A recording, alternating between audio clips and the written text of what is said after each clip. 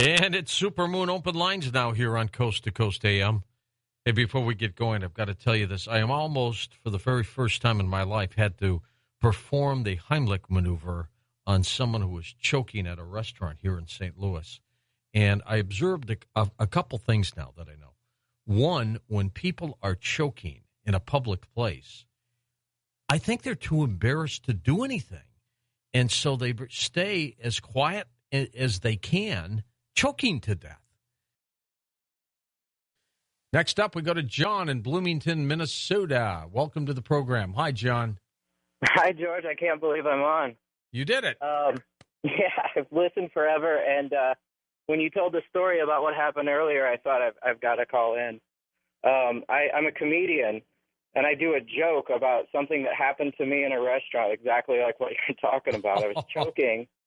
I was afraid to let anybody know. I was so embarrassed. People do that. I don't know why, but it's uncanny, isn't it? Yeah. I do a joke about it. You know, the idea is I'm more afraid of dying than causing a scene here. Do you have to see you in action, or can you do that joke now? Your producer told me I'm not supposed to. I mean, it's clean, right? You can get away with saying yeah, it. 100%. Yeah, Okay. I'm actually a clean comedian.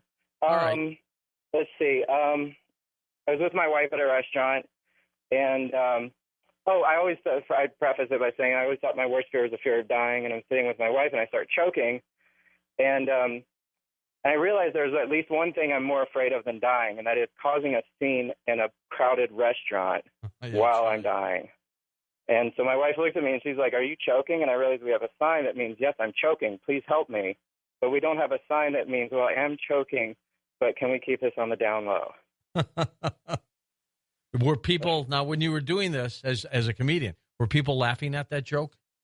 Yeah, actually, it's on YouTube. I did it on TV, and you can see it on YouTube. Yeah, it is. I don't know why people just don't want to come forward and say, "I'm in trouble. I need help." I think that's why it works as a joke, because I think the things that work best as jokes are the things that we all do that are just crazy.